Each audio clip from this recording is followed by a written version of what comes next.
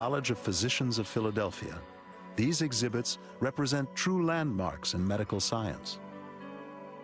And it is these stories we will explore at the Mutter Museum.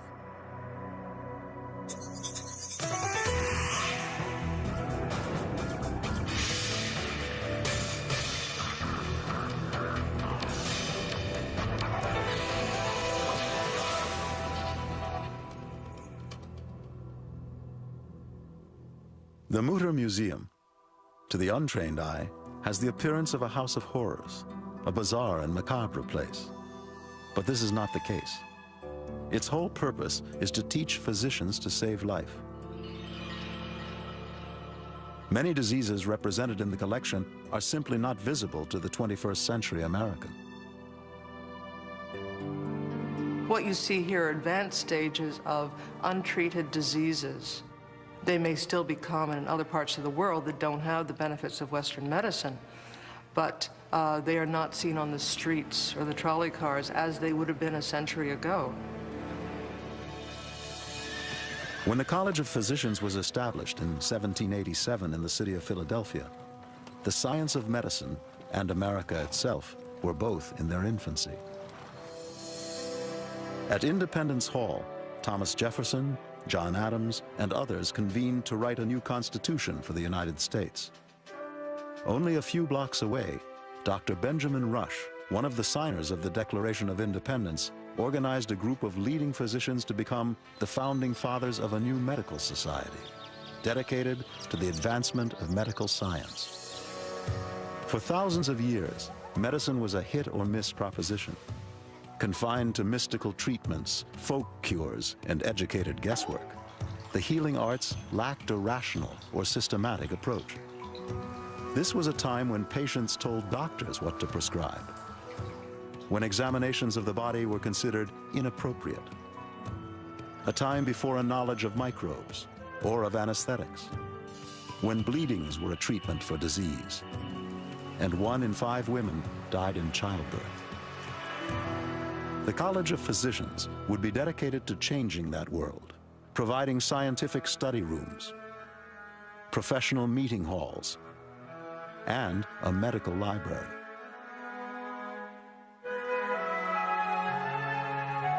And in 1849, the college established a museum, which would become the Mutter Museum, a storehouse of exhibits specifically created for doctors and medical students.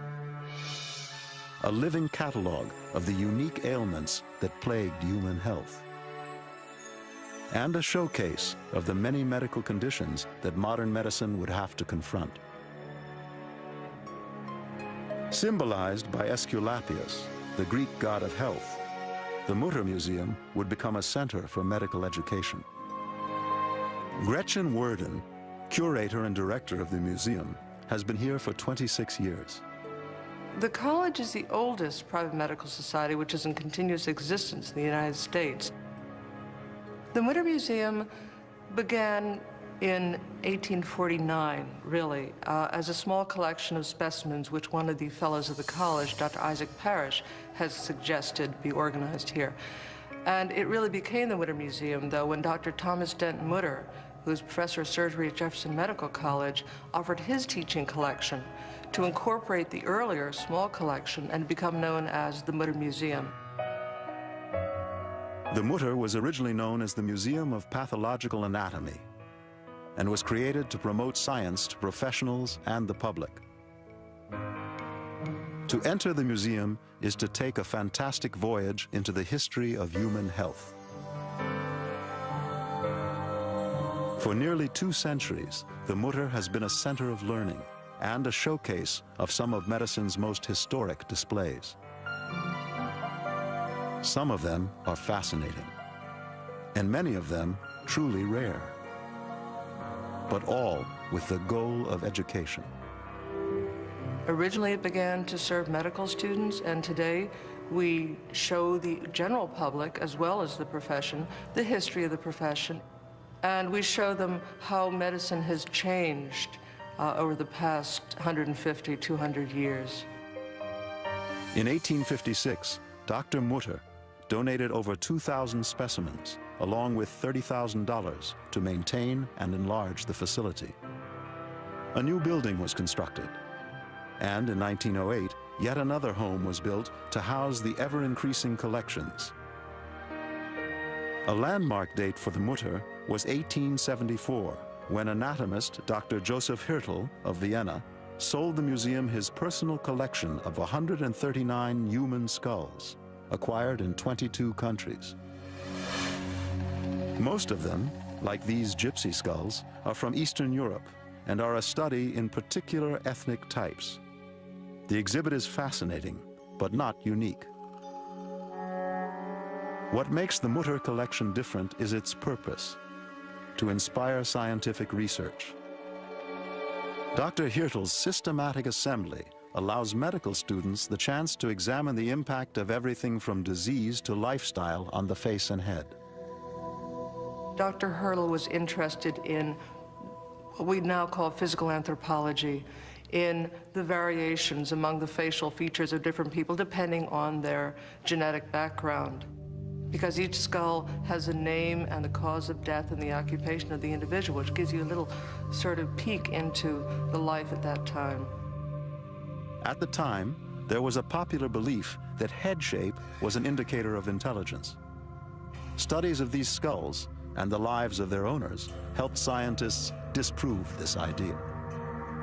Skulls were also of special interest in the 19th century because of the now defunct field of phrenology, the business of determining one's personality based on head shape.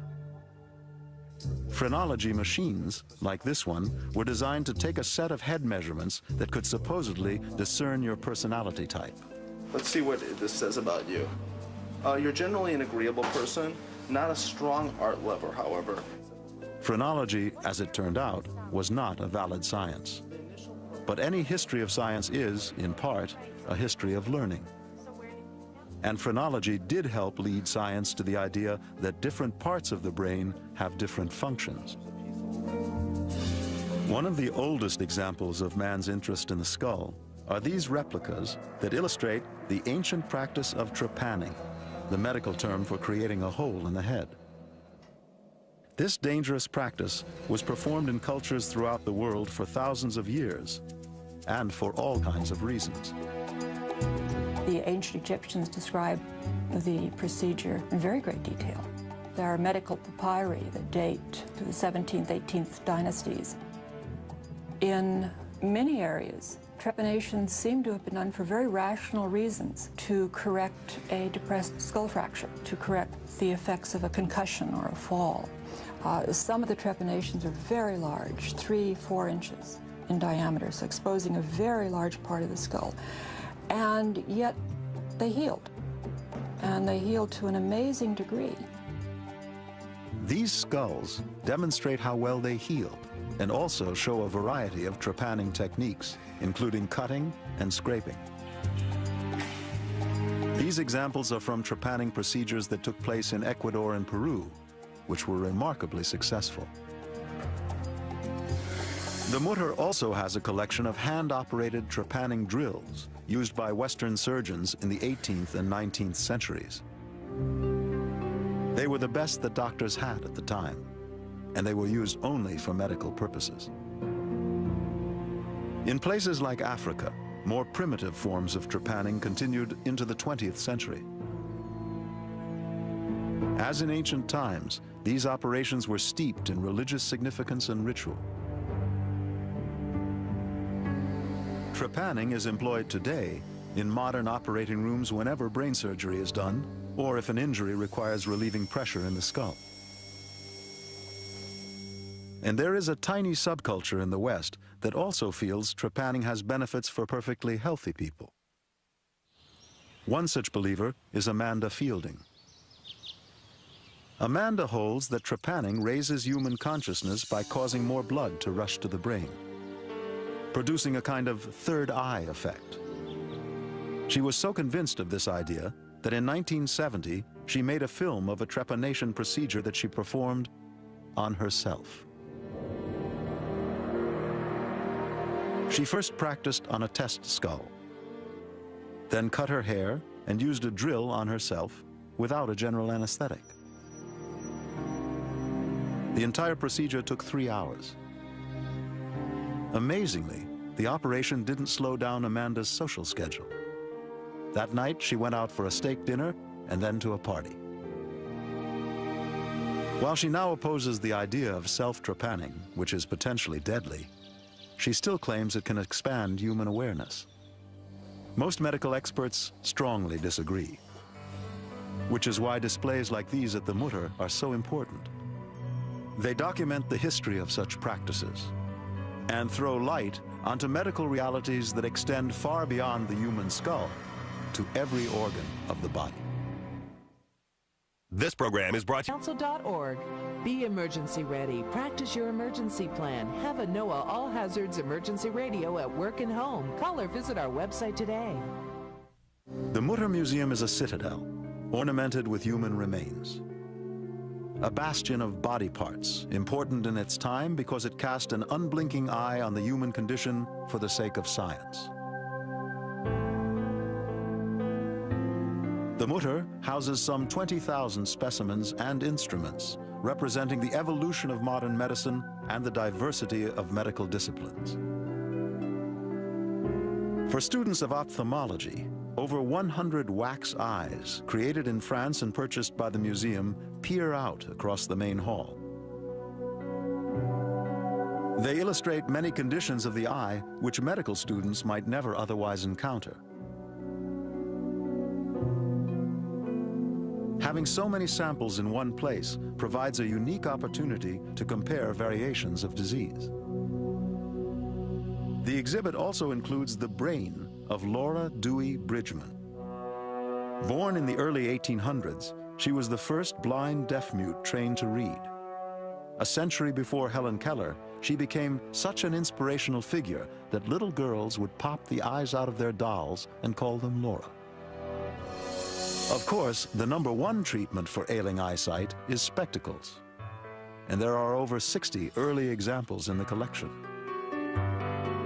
The first eyeglasses were a single lens, basically a magnifying glass. Later, scissor spectacles aided both eyes and became known as a pair of spectacles. The frames were made of leather, wood, tortoiseshell, and metal.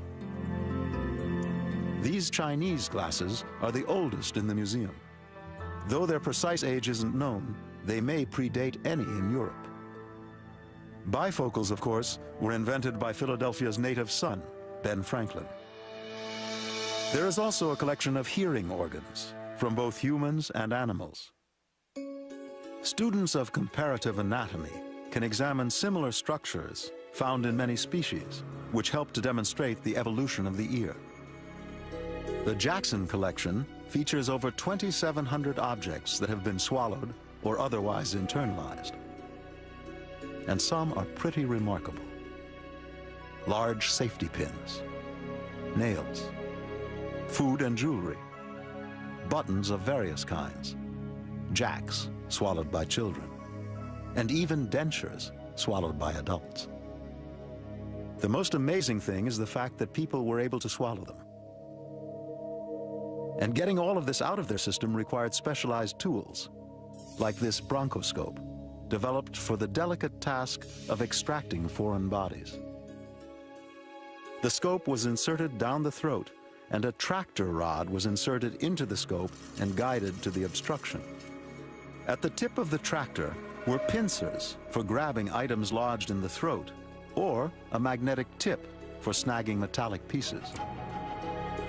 Lessons learned from the Mutter displays extend to every discipline. This oversized phantom brain is one of the most prominent exhibits. Created by a Swiss artist in 1884, it illustrates the working systems of the brain, each distinguished by a different color. Meanwhile, real brains have been preserved from victims suffering everything from epilepsy to tumors. The collection of brains we have in jars shows a comparative anatomy of the brain. We have human, we have rat, we have cat and dog, and it simply shows the various development of certain portions of the brain depending on the animal. In exploring the human brain, cross-sections made specifically for the museum by Joseph Tunis in 1911 provide vivid insights into all the components of the human head. Sectional anatomy, as it's called, was of great interest early in the 20th century.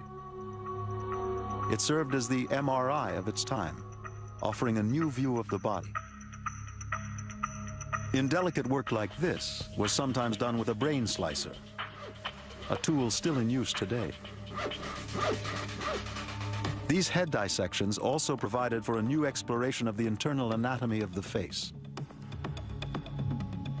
This was of special interest after World War I, when soldiers who were horribly disfigured in battle turned to surgery for a solution. Without a detailed knowledge of the facial structure, gained by exhibits like those at the Mutter, the art of plastic surgery would not be possible. Humans have more facial muscles than any other primate, 44 altogether. This gives us a subtlety of expression unequaled in the animal kingdom. So, to make sure a facelift doesn't look like a facelift, an intimate understanding of the muscle system is critical if it's going to produce a happy result. Changing the body for reasons other than medicine has long been part of human culture. But the Mutter's exhibits are not about fashion or appearances. They're about medicine and education, a creative way to use the dead to serve the living. Now, museums are generally places to showcase artifacts that played a role in history. But the Mutter Museum has on display pieces of the history makers themselves. Sometimes, an item has value simply because someone famous once owned it. It's true of houses, cars, clothes, musical instruments, and occasionally, body parts. At the Mutter Museum, major chapters in history are documented by such medical memorabilia. Is there anything more important to a politician than his mouth? Well, in 1893, President Grover Cleveland's mouth was in serious trouble. This tumorous growth was discovered on the roof of his jaw and is now preserved at the Mutter. Initially diagnosed as sarcoma, something had to be done, and fast. The timing of this emergency couldn't have been worse. America was in the grip of a financial crisis, the Panic of 1893. That year, several railroads went bankrupt, triggering a wave of falling stocks and bank failures. One of the worst depressions in American history loomed. To head off economic disaster, President Cleveland sought to repeal the Sherman Act, which served the interests of silver barons at the expense of everyone else. But repealing the act would not be easy. Even his vice president, a silver man himself, opposed the repeal. Cleveland would have to go directly to Congress, but he couldn't do it with a cancerous jaw. Furthermore, if news of his illness leaked out, it could generate more panic and shift power to his vice president. So, an operation was done in secret. On the night of June 30th, 1893, the president was snuck aboard the Oneida, the private yacht of a wealthy friend. The next day, the surgery took place as the yacht sailed up Long Island Sound. It was a major bit of surgery. Most of the president's upper jaw, from the first bicuspid to the last molar, was removed. Yet, no visible sign that an operation took place could be allowed. So the surgeon, Dr. William Keene, performed the procedure, making no external incisions at all, with the help of this dental mirror and this cheek retractor, which he had bought in Paris years before. Once the jaw was removed, a dentist, Dr. Casson Gibson, was called in to replace it with an artificial jaw made of vulcanized rubber, which replaced his palate. Remarkably, after the operation, there was no change in the president's appearance, and his speech was unaffected.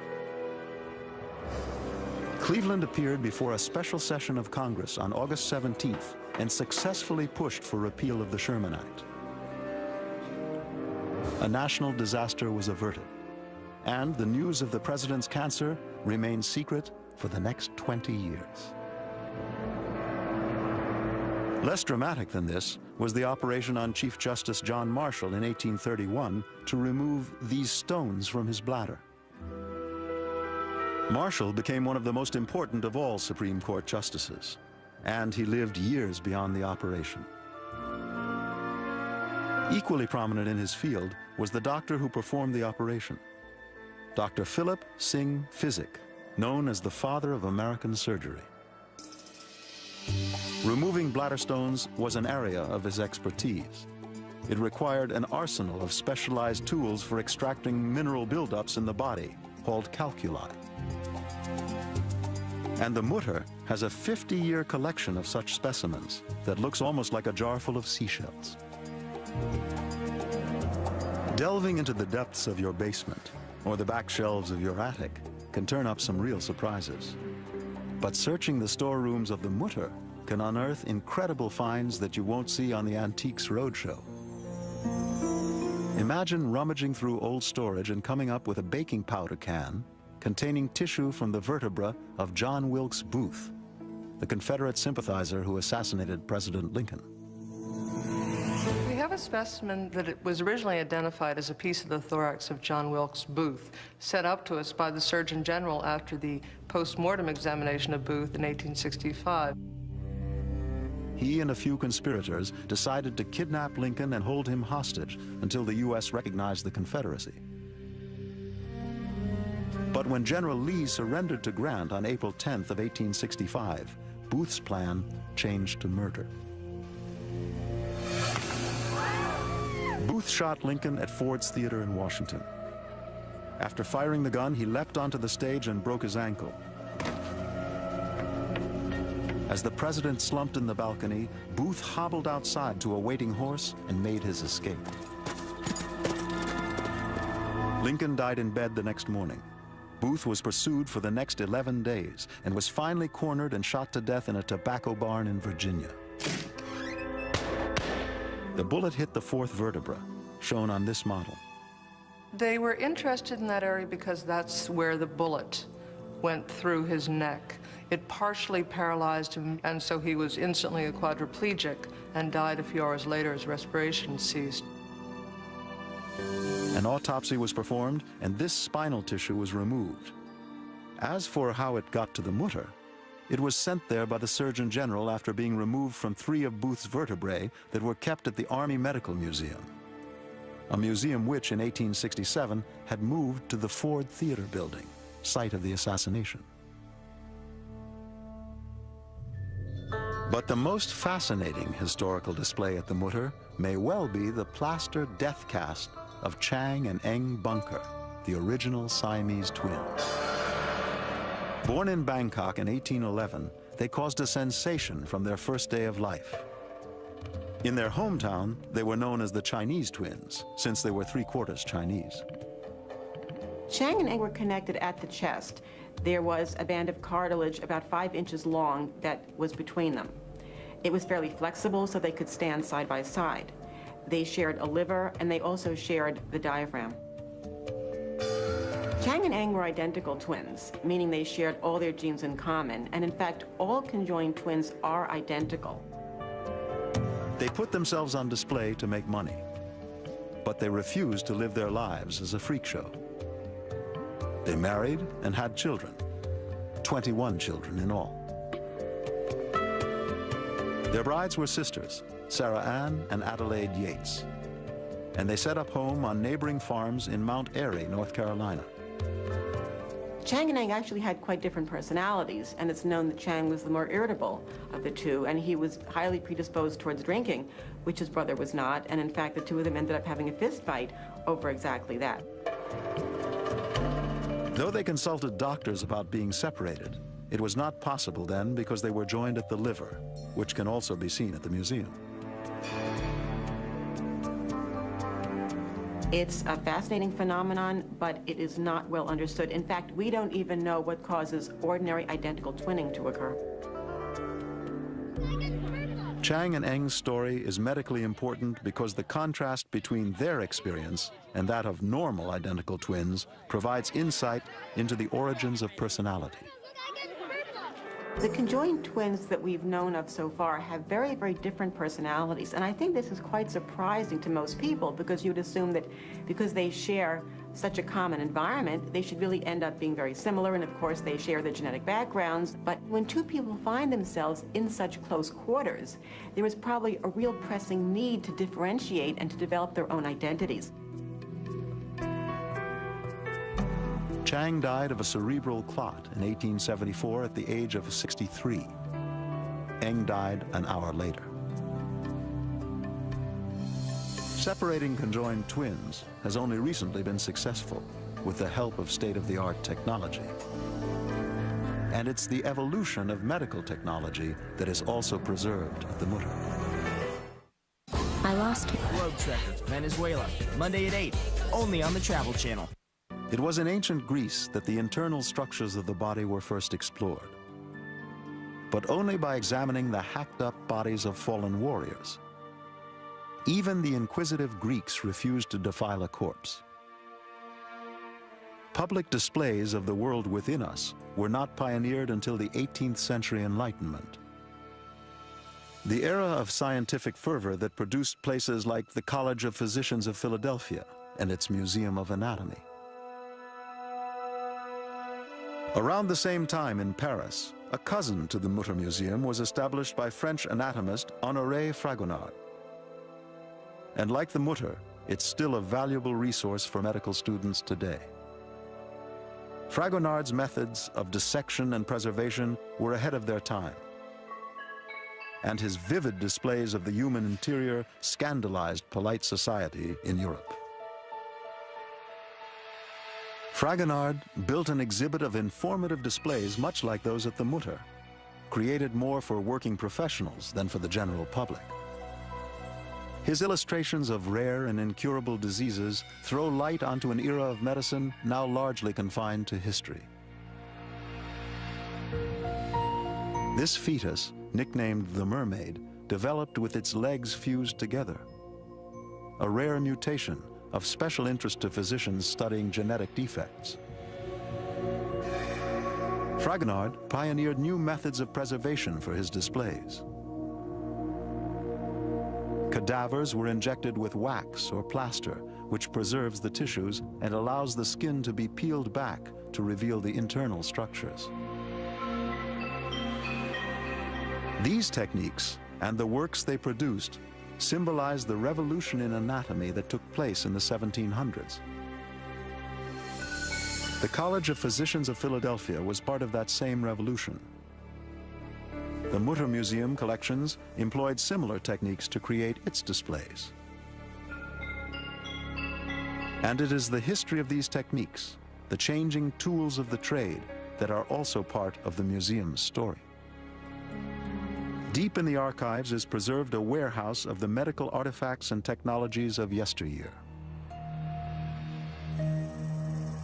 This Assyrian tablet, carved 2,600 years ago, is the world's oldest known prescription, evidence that from the beginning, the medical arts have been a profession.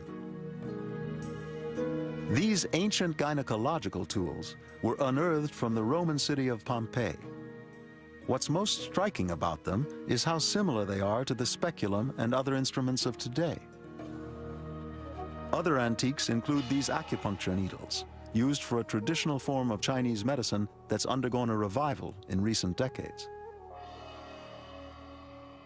Doctors in the 19th century were very well acquainted with acupuncture, acupressure, surprisingly, because we think we rediscovered it when Nixon visited China. But it was in all the textbooks. There was always a great deal of interest in Oriental medicines. That's why we have an 18th century acupuncture figure and needles from various parts of the Orient. While the jury is still out on what it can do and how effective it is, the 18th century understanding of acupuncture is the same as today. The theory is that there is a kind of energy called chi, ki in Japanese, prana in Sanskrit, and it's a vital energy that is in all of us and in everything, and through the meridian system we can manipulate that in a particular way. But even the Western medicine of earlier times was plagued with questionable ideas. This self-enema device comes from the mid-1800s, representing a practice still done today, but not sanctioned by most physicians. This device was a lobotomy tool. Lobotomies actually earned Dr. Agache Monnier a Nobel Prize because it was a way of relieving mental symptoms that nothing else could touch. And they found that by destroying certain small areas of the brain, you could change the personality. So people suffering from severe mental disabilities were no longer depressed or agitated. But this dangerous technique is no longer used today. This small artifact was called a lancet, and it was used to perform bleedings at home. It was believed that bleeding a patient would restore a healthy balance of fluids to the body. It came complete with its own bleeding bowl. This is another technique now rejected by modern medicine. It was something rather like this that may have killed George Washington, who some claim was bled to death when he fell ill with a throat infection. Cupping, a variation on bleeding, was a popular cure-all 200 years ago. This kit came complete with a hand pump to bring the blood to the surface and a spring-loaded wrist slasher. A suction cup would then draw out the blood. The process of wrist cutting was mechanized with this device to make it easier and safer for the user. It employed a set of blades that were spring-loaded and released with the press of a trigger. It's ironic. A medical technique that is today considered harmful was once regarded as healthy. But because of research at places like the Mutter, medicine has advanced beyond such remedies. While a lot of them look like torture devices, these dental instruments, much like those used today, go back to the mid-19th century. And they were used with ether or nitrous oxide, the earliest use of anesthetics in medicine. Tools like this extractor made the dentist's life easier, but it was still pretty rough on the patient. This violet ray apparatus, popular around 1910, produced heating in muscles. Some claimed it could cure all kinds of disease. They were wrong, but it did have one real effect. One effect of the violet ray apparatus is that it generates ozone around the vacuum tube, and ozone is bactericidal. So barbers often used it on their clients after they had shaved them, and it would destroy the kind of bacteria that would cause problems on the face. The Mutter's collection of early microscopes represents the beginning of a more enlightened era in medicine, when observation and experimentation would guide medical advancement. One of the earliest microscopes was a pinhole viewer used by Antony van Leeuwenhoek around 1670. Van Leeuwenhoek was a Dutch maintenance man at a police station.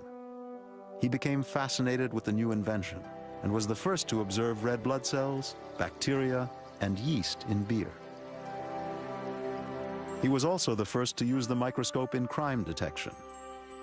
And his work led to the simple yet revolutionary idea that germs cause disease.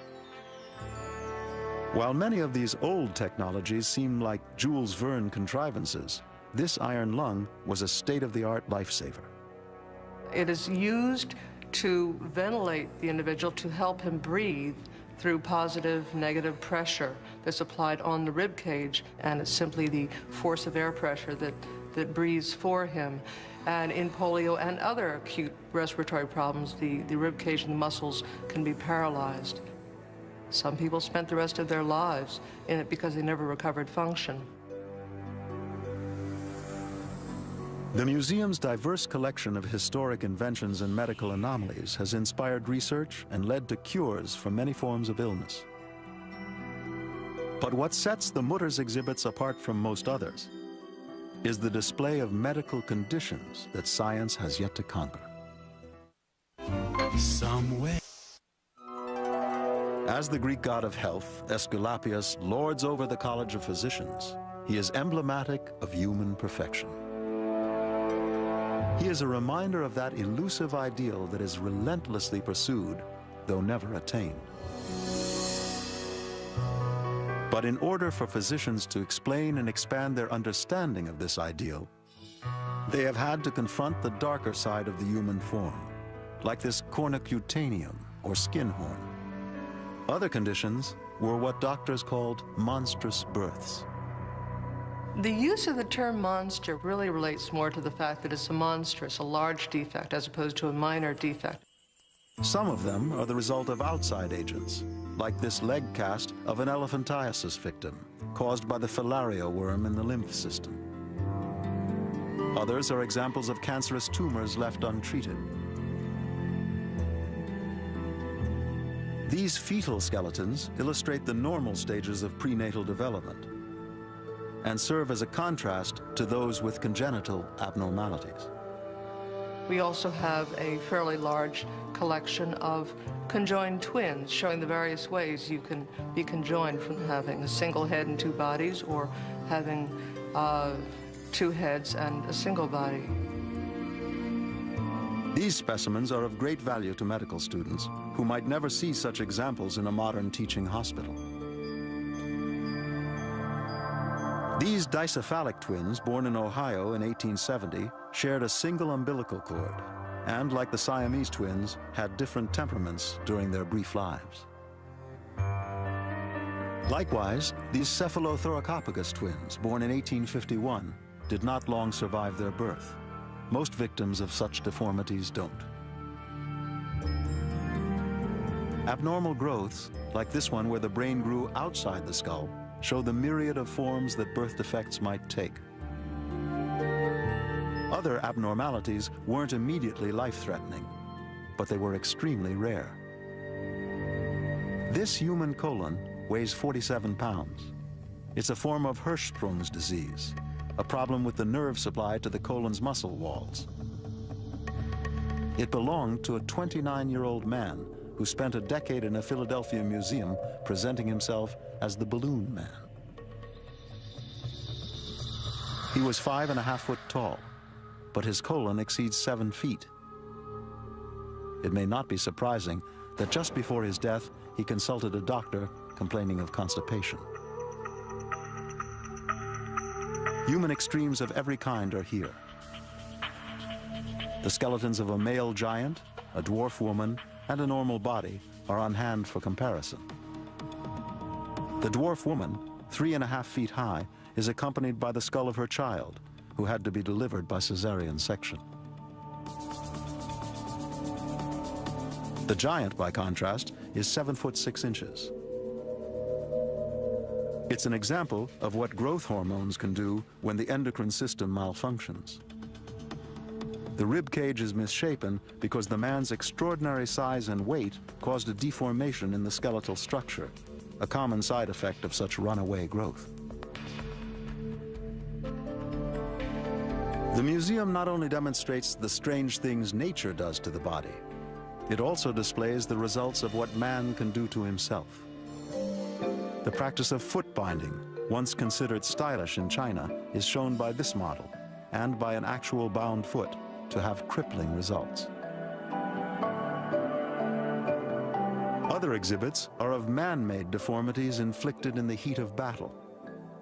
We have a collection of casualties from World War I that came from Base Hospital number 10, which was in Le Tréport, France, showing the effects of different types of shrapnel and bullets on the bones of the individuals. But perhaps the strangest examples of man's alteration of himself are the shrunken heads created by the Jivaro tribes in the mountains of Ecuador and Peru. We have 2 shrunken heads in our collection. One is a genuine Jivaro Tsansa from Ecuador, which means that the Indians there, the Jivaro Indians, prepared it as part of their religious rituals. The other one is one that we suspect is made for the tourist trade. It's a true shrunken head, but the attempt to make it look in proportion by cutting the hair, by leaving the hair on the face, this is not typical of the way the Jivaros prepare their skulls. The reason for head shrinking was that the Jivaro believed the soul is in the head. By shrinking and sewing up the head of an enemy, the soul is trapped, preventing it from joining its kinsman in the afterlife. The head shrinking procedure is very precise. A victim's flesh would be cut along the back and peeled off the skull. The skin would be immersed in hot water until it shrank to 2/3 its normal size. The eyes and lips were then sewn shut, and hot stones or sand were poured into the head cavity to shrink it further. Finally, it was smoked over a fire to preserve it. It could take 30 hours to complete the process. These specimens are a vivid documentation of the Jivaro's understanding of the body and of the world. How are we going to do this, Jorge? Of the weird and wonderful. Like the Mutter, the Kandon Medical Museum in Bangkok, Thailand is also aimed primarily at medical students, though the general public also finds it fascinating. The exhibits at the Kandon Museum evoke varied reactions. And it's also generated controversy. Displays like these cross-sections, preserved in clear acrylic, allow medical students on field trips to examine the intricacies of the brain structure in an almost living condition. Here, a human nervous system has been painstakingly teased out of a body so it can be studied in isolation. These are actual nerve fibers, not replications. An organic parallel to the Mutter's phantom brain. The Kandon also has cadavers, carefully dissected, with sections peeled back to reveal tissue layers with a level of detail far exceeding any textbook. Museums that preserve maladies of the past to serve the doctors of the future are what the Mutter helped to inaugurate. And this educational tradition continues today with exhibits like Harry, an example of a rare condition in which soft connective tissue turns to bone, immobilizing the victim. What makes him important is that currently there is some breakthrough research being done at the University of Pennsylvania and elsewhere that is focusing on the cause and the possible cure of this disease. And Harry is the best documented skeleton with this disorder in the world. Understanding disease. This is what the Mutter Museum and its vivid array of exhibits is all about. As new displays are added, the museum continues its role as an educational tool for medical students, medical historians, and the general public. In the 21st century, we take for granted that medical science can tackle and eventually conquer every threat to human health and long life. That optimism has been enshrined in the Mutter Museum from its humble beginnings. The belief that medicine is always a work in progress. And the Mutter's importance to medical research continues to grow, as it has throughout its history. When it first was organized, it was probably the least important of the medical museums in this country. What is interesting is that we're still here, whereas many of the university medical museums have long since been disbanded and put in storage because they cease to be relevant to the needs of the current medical students. There is no good substitute for the real thing, and the Mutter is a museum of the real thing.